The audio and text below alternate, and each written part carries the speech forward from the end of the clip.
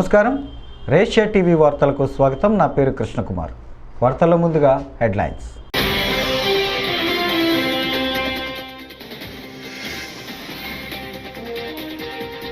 PDS బియ్యం అక్రమార్కులపై PD act కింద కేసులు నమోదు చేస్తాం, మంత్రి నాదెండ్ల.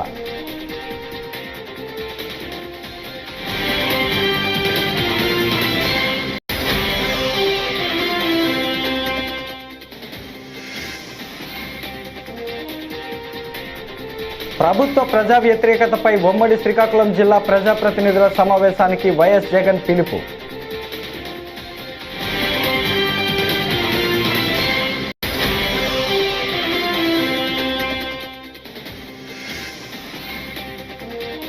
ఆదానితో జగన్ డీల్పై విచారణ చేయండి, ఏసీబీకి షర్మిల ఫిర్యాదు.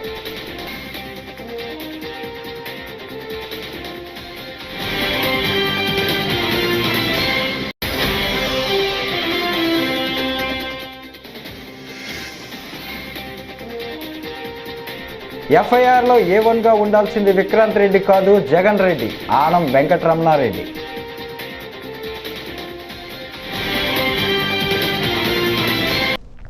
ఇక డీటెయిల్స్ చూస్తే, రేషన్ బియ్యం అక్రమ రవాణాపై సిబిసిఐడి విచారణ జరుపుతోందని పౌర సరఫరాల శాఖ మంత్రి నాదెండ్ల మనోహర్ తెలిపారు. బియ్యం అక్రమ రవాణాపై ఇప్పటి వరకు 1066 కేసులు నమోదు చేశామన్నారు. ఇప్పటి వరకు 1,20,000 టన్నుల బియ్యం అక్రమ రవాణా జరిగిందని వెల్లడించారు. రైస్ మిల్లర్ల అసోసియేషన్ ప్రభుత్వంతో కలిసి పనిచేయాలని సూచించారు. కాకినాడ పోర్టు ద్వారా బియ్యం అక్రమ రవాణాలో కొందరు సీనియర్ అధికారుల పాత్ర ఉందని ఆరోపించారు. కాకినాడ కలెక్టర్ ఆధ్వర్యంలో స్టెల్లా షిప్లో అణువణువు తనిఖీ జరుగుతోందని ఆయన చెప్పారు.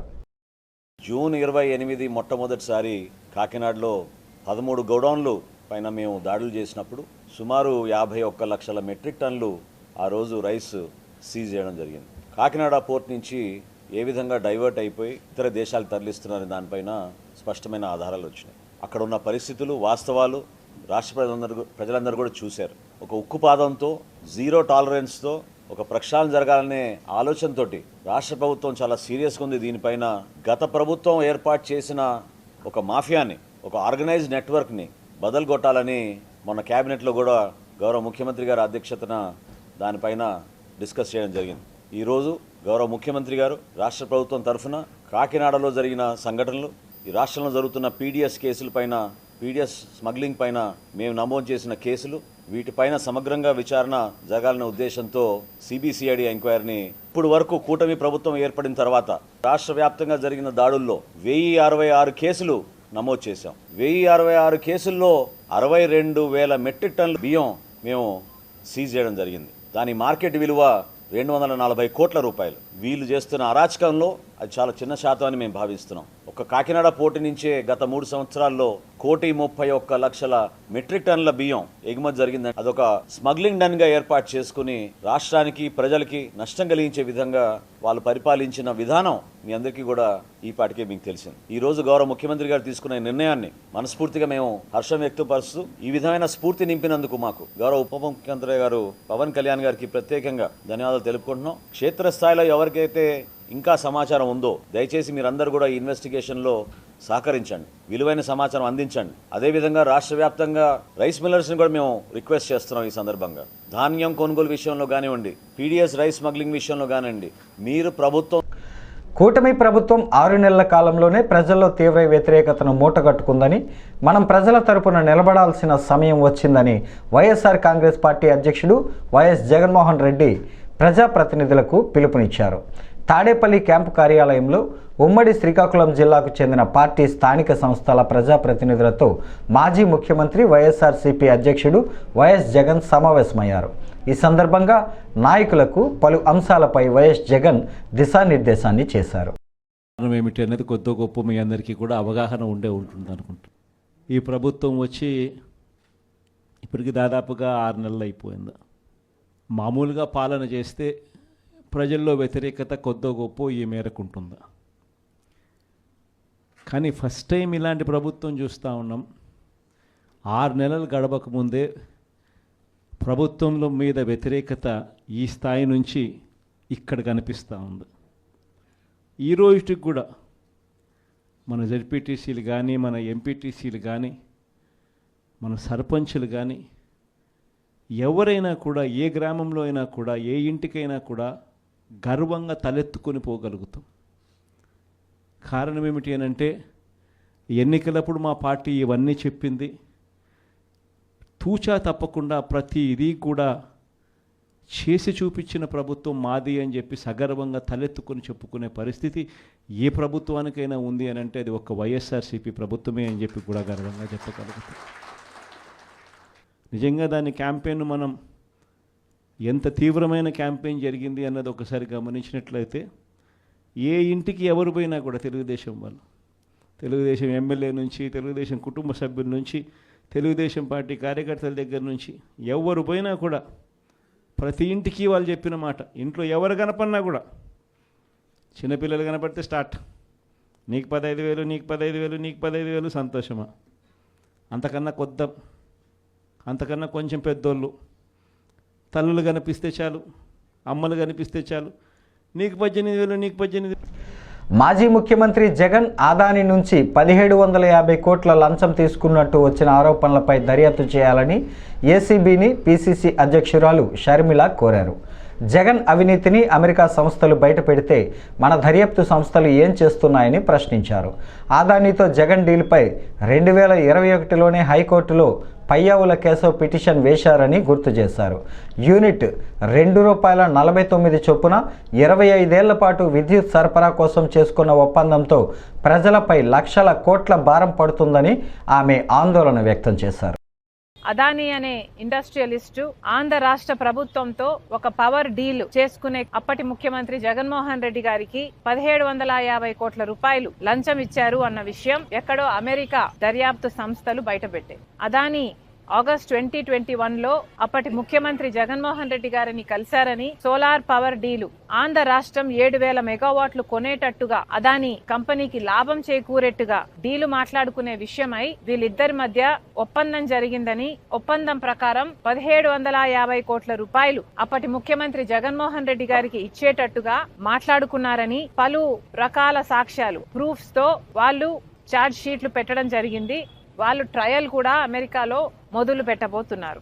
మరి ఇంత అవినీతి మన రాష్ట్రంలో 2021లోనే జరిగితే మరి ఇంత అవినీతి మన రాష్ట్రమో మన దేశమో ఎందుకు బయట పెట్టలేదు? మన దేశంలో దర్యాప్తు సంస్థలు లేవా? 2021లోనే ఇప్పుడు అధికారంలో ఉన్న టీడీపీ పార్టీకి చెందిన ఇప్పటి మంత్రి పయ్యావుల కేశవ్ గారు ఈ సోలార్ పవర్ డీల్లో అన్యాయం జరుగుతుంది అని హైకోర్టులో పిటిషన్ కూడా వేశారు. మరి ఇంతవరకు ఎందుకు ఏమీ చేయటం లేదు? నష్టపోయేది ఇక్కడ ఆంధ్ర రాష్ట్ర ప్రజలు. పక్క రాష్ట్రంలో ₹1.99కే ఇదే పవర్ సప్లై డీలు చేసుకుంటే ఆంధ్ర రాష్ట్రంలోని అప్పటి ముఖ్యమంత్రి జగన్మోహన్ రెడ్డి గారు మాత్రం ₹2.49కు డీల్ చేసుకున్నారు.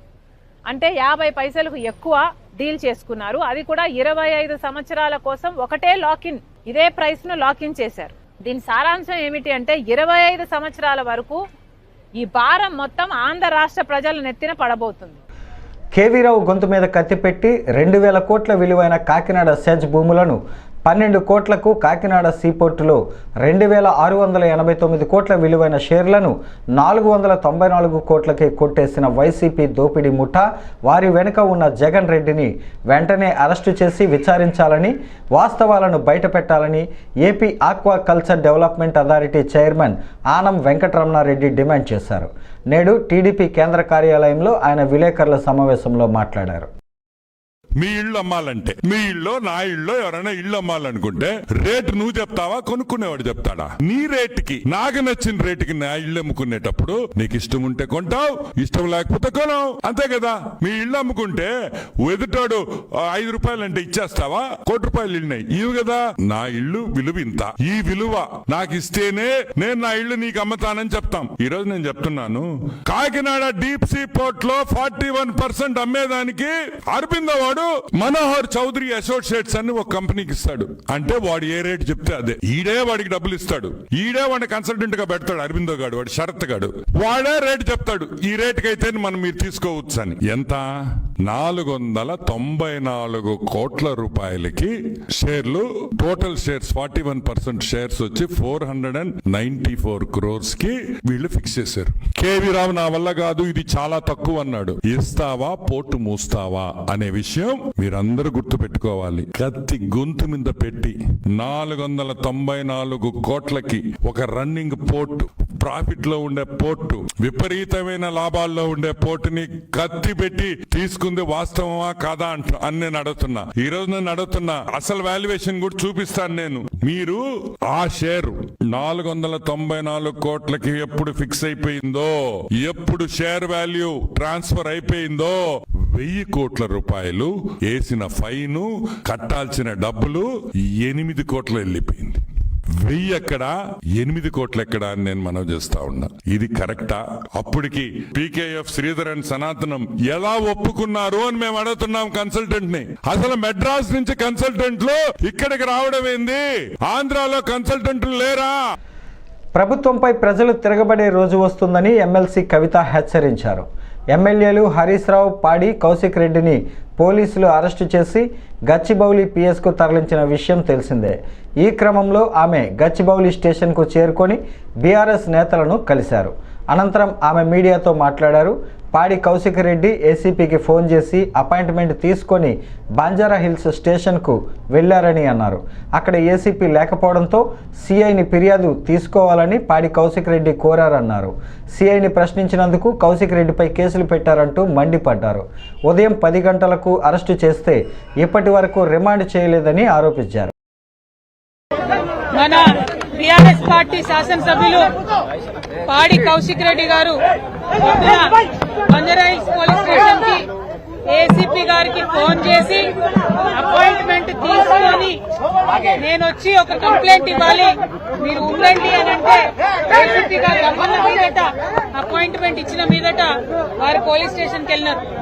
ఒక శాసనసభ్యులు అపాయింట్మెంట్ తీసుకొని వచ్చినప్పుడు యాజ్ పర్ ప్రోటోకాల్ ఏసీపీ గారు ఉండి వారి కంప్లైంట్ తీసుకుని ఉంటే బాగుండేది.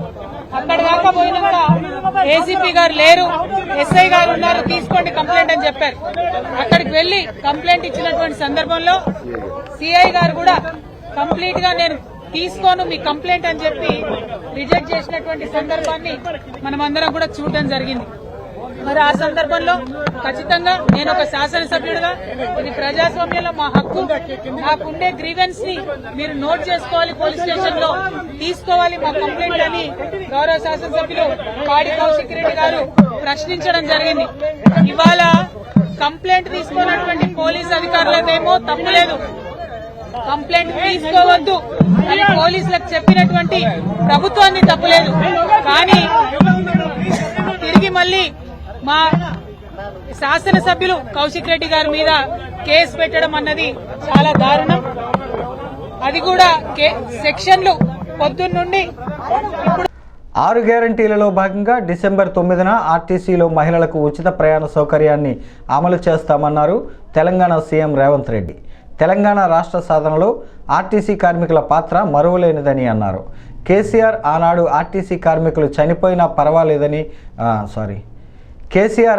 ఆర్టీసీ కార్మికులు చనిపోయినా పరామర్శించని పరిస్థితి లేదని విమర్శలు గుప్పించారు. ఈనాడు కీలకమైన అంశాలకు సంబంధించి సమస్యలను పరిష్కరించేందుకు తమ ప్రభుత్వం కృషి చేస్తోందని పేర్కొన్నారు. రామ్మోహన్ రెడ్డి గారికి, మాజీ పార్లమెంట్ సభ్యులు మిత్రుడు అంజన్ కుమార్ యాదవ్ గారికి, మిగతా ప్రజాప్రతినిధులకు, ఆర్టీసీ అదేవిధంగా రవాణా శాఖకు సంబంధించిన ఉన్నతాధికారులు, ఇక్కడికి విచ్చేసిన కార్మిక మిత్రులందరికీ కూడా హృదయపూర్వక సంవత్సర శుభాకాంక్షలు.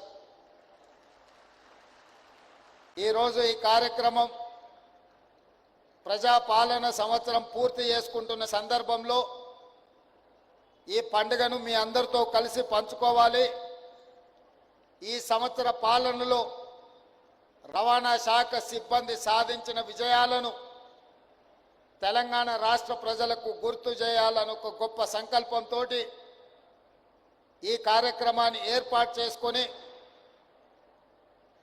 పోయిన సంవత్సరం ప్రభుత్వం ఏర్పడిన 2 రోజుల్లోనే డిసెంబర్ 7 నాడు ఎల్బీ స్టేడియంలో రాష్ట్ర ప్రభుత్వం ప్రమాణ స్వీకారం చేస్తే ఆనాడు కాంగ్రెస్ పార్టీ ఇచ్చిన 6 గ్యారెంటీలలో భాగంగా డిసెంబర్ 9 నాడు మొట్టమొదట ఆర్టీసీ బస్సుల్లో ఆడబిడ్డలకు ఉచిత రవాణా కార్యక్రమాన్ని ప్రారంభించి దాదాపుగా ఈ రోజుకు సంవత్సరం పూర్తి చేసుకోబోతున్నాం.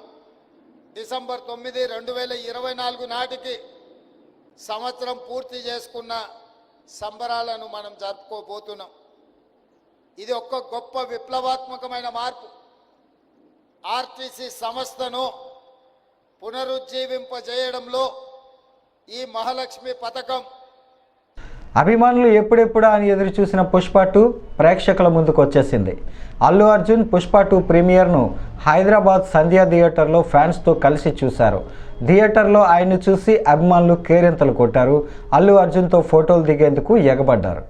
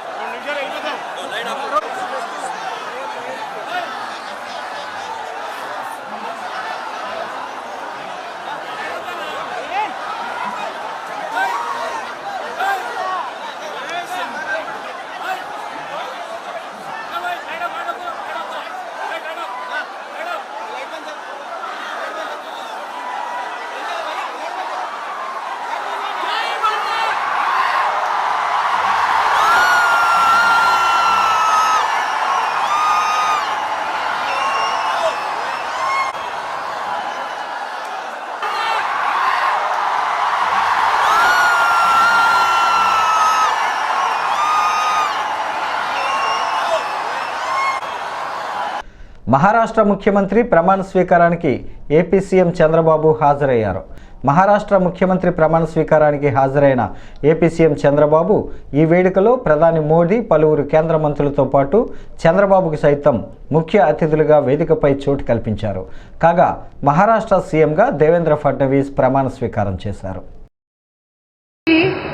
माननीय उप मुख्यमंत्री नागालैंड श्री स्नेहा वलंधर जी, माननीय उप मुख्यमंत्री मेघालय, राज्याचा भगवा फडकवणारे हिंदवी स्वराज्याचे संस्थापक महापराक्रमी लोक कल्याणकारी छत्रपती शिवाजी महाराज की हिंदू हृदय सम्राट परम करताल ध्वनि के साथ, जय जयकार के साथ, तालियों की गूंज के साथ हम त्यानंतर लगेच पोलीस बँड पथकाद्वारे राष्ट्रगीत सादर होईल आणि तत्पश्चात राज्यगीत होईल. सन्मानार्थ उभं राहायचं आहे. कार्यक्रमाची सांगता देखील राष्ट्रगीताने होणार आहे. त्याकरता देखील आपण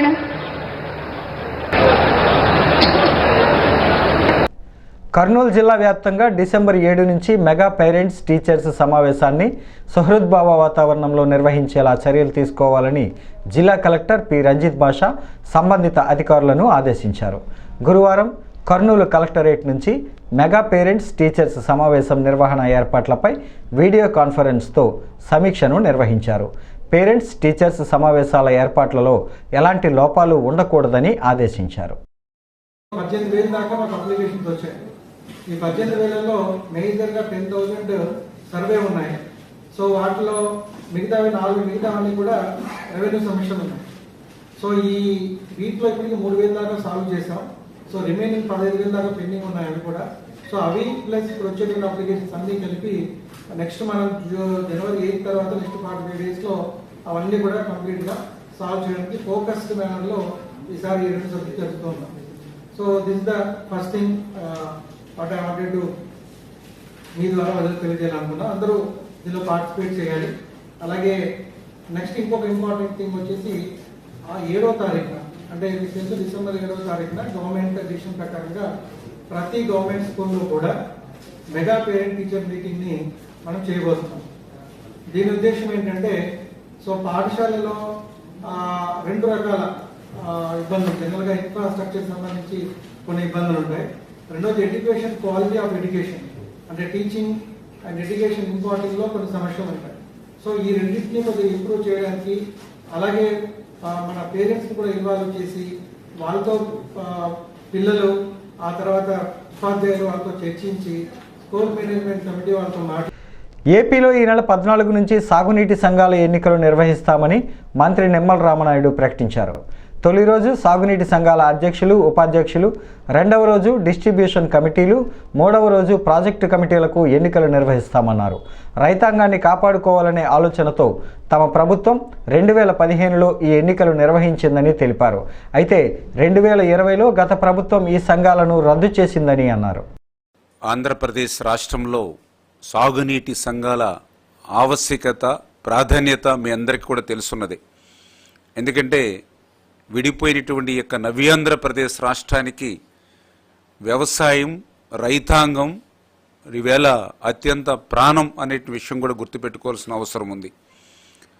ఇటువంటి స్థితిలో అటువంటి వ్యవసాయాన్ని రక్షించుకోవాలి, రైతాంగాన్ని కాపాడుకోవాలనేటువంటి ఆలోచనతో గతంలో తెలుగుదేశం ప్రభుత్వంలో మరి ఆ రోజు 2015లో మరి ఆఖరుగా ఈ ఆంధ్రప్రదేశ్ రాష్ట్రంలో సాగునీటి సంఘ ఎన్నికలు జరిగినటువంటి పరిస్థితి మీ అందరికీ తెలుసు. మరి తరువాత వచ్చినటువంటి వైఎస్ఆర్సీపీ ప్రభుత్వం 2020లో ఈ యొక్క సాగునీటి సంఘాలను రద్దు చేసినటువంటి పరిస్థితి కూడా ఒక్కసారి గుర్తు చేసుకోవాల్సిన అవసరం ఉంది. సాగునీటి సంఘాలని రద్దు చేయడం అని అంటే వ్యవసాయాన్ని రద్దు చేయడమే. సాగునీటి సంఘాలని రద్దు చేయడం అని అంటే రైతాంగాన్ని రద్దు చేయడమే, వ్యవసాయ శాఖను రద్దు చేయడమే అని చెప్పి ఈవేళ రాష్ట్ర రైతాంగం భావిస్తున్నటువంటి పరిస్థితి. ఎందుకంటే ఏదైతే ఈ యొక్క వ్యవసాయానికి సంబంధించి అత్యంత కీలకమైనటువంటి నీటిపారుదల సంఘానికి సంబంధించినటువంటి యొక్క సాగునీటి సంఘాలలో రైతుల ప్రాతినిధ్యం ఏదైతే ఉందో, రైతుల భాగస్వామ్యం ఏదైతే ఉందో, దానివల్లనే ఆ పనులన్నీ కూడా సక్రమంగా జరుగుతాయి, పర్యవేక్షణ ఉంటుంది, జవాబుదారీతనం ఉంటుంది. అందుకే సాగునీటి సంఘాలు రైతులకు అత్యంత మేలు జరుగుతాయని చెప్పి రైతులు భావిస్తున్నటువంటి తరుణంలో ఆ రోజు వైఎస్ఆర్సీపీ ప్రభుత్వం ఆ నీటి సంఘాలని రద్దు చేసినటువంటి పరిస్థితిని ఇవాళ రైతాంగం అంతా కూడా బీఆర్ఎస్ నాయకులపై మంత్రి కొండా సురేఖ మండిపడ్డారు. గురువారం మీడియాతో మాట్లాడుతూ బీఆర్ఎస్ నేతలకు అధికారం పోయిన తర్వాత కార్యకర్తలు గుర్తుకు వస్తున్నారని ఎద్దేవా చేశారు. ఫామ్ హౌస్లో పడుకొని కేటీఆర్ పనికిమాలిన మాటలు మాట్లాడుతున్నారని దుయ్యబట్టారు. బీఆర్ఎస్ను తెలంగాణ ప్రజలు వద్దు అనుకున్నారు కాబట్టే కాంగ్రెస్ను గెలిపించారని అన్నారు. కోమటిరెడ్డి బ్రదర్స్ గురించి మాట్లాడే అర్హత బీఆర్ఎస్ నేతలకు లేదని ఆమె అన్నారు. ఫామ్ హౌస్లో పండుకొని మరి పనికిరాని మాటలు మాట్లాడేటువంటి కేటీఆర్ను ఉసిగొలిపి ఈరోజు బయటకు వచ్చి ఆయన మీడియా ముందు ఏం మాట్లాడుతున్నాడో అర్థం కానటువంటి పద్ధతిలో ప్రభుత్వాన్ని కించపరిచే విధంగా, ప్రభుత్వ ప్రజాప్రతినిధులను, మంత్రులను కించపరిచే విధంగా మాట్లాడుతూ, వాళ్ళు ఉన్నప్పుడు, వాళ్ళ ప్రభుత్వం ఉన్నప్పుడు ప్రజలందరూ కూడా బాగా సంతోషంగా ఉన్నారు. మరి తెలంగాణ వచ్చిన తర్వాత మేము తెచ్చిన తర్వాత తెలంగాణ ప్రజలను అందరినీ కూడా బంగారు తెలంగాణ దిశగా తీసుకుపోయి వాళ్ళు ప్రశాంతంగా కడుపు నిండా దీన్ని కంటి నిండా నిద్రపోయే విధంగా మేము పరిపాలించామనేటువంటి పద్ధతిలో మాట్లాడుతూ ఉన్నాడు. మరి ఆ విధంగా మీరు పరిపాలించి ఉంటే ఈరోజు మిమ్మల్ని ఎందుకు ఓడగొట్టారు ప్రజలు, కాంగ్రెస్ పార్టీని ఎందుకు అధికారంలోకి తీసుకొచ్చారు, ఈ మాత్రం ఇంగిత జ్ఞానం కూడా లేకుండా ఈరోజు కేటీఆర్ మాట్లాడుతూ ఉన్నాడు. మళ్ళీ ఏ మాట మాట్లాడినా కూడా రేవంత్ రెడ్డి గారిని టార్గెట్ చేసుకుంటూ, ఆయన ఒక కార్యకర్త నుంచి కష్టపడి ఒక మారుమూల ప్రాంతంలో పుట్టి ఈరోజు ఒక ముఖ్యమంత్రి స్థాయికి ఎదిగిండు అంటే ఆయన కష్టం వెనుక ఎంత మరి శ్రమ ఉందో ఆలోచించాల్సిన అవసరం ఉంది. ఆయన వచ్చిన తర్వాత ఎన్నో మార్పులు తెలంగాణలో జరిగాయి, ఎన్నో నిర్ణయాలు తీసుకున్నారు, ఎన్నో అమలు చేశారు. ఈరోజు రైతుల నుంచి మొదలు పెడితే యువత వరకు, మహిళలకు, ప్రతి ఒక్క వాళ్లకు కూడా అన్ని రకాలుగా ఈరోజు కార్యక్రమాలు నిర్వహిస్తూ నిర్ణయాలు తీసుకుంటూ వాళ్ళందరినీ కూడా ఒక తాటికి తీసుకొచ్చి ఈరోజు ఒక గౌడన్న గురించి కూడా అంటే పల్నాడు జిల్లా న్యాయవాదులు, ప్రజా సంఘాల నాయకులు వడ్డీ వ్యాపారంతో ప్రజలను మోసం చేస్తున్న పల్లా నాయుడు బాబు, విజయ్, కళ్యాణి, చల్లా శ్రీనివాసులపై చర్యలు తీసుకోవాలని డీఎస్పీని గురువారం కోరారు. నరసరావుపేట డీఎస్పీకి అర్జీ అందజేసి ప్రజల ఆస్తులు, డాక్యుమెంట్లపై మోసాలు జరగకుండా కఠిన చర్యలు తీసుకోవాలని న్యాయవాది యశ్వంత్ తెలిపారు.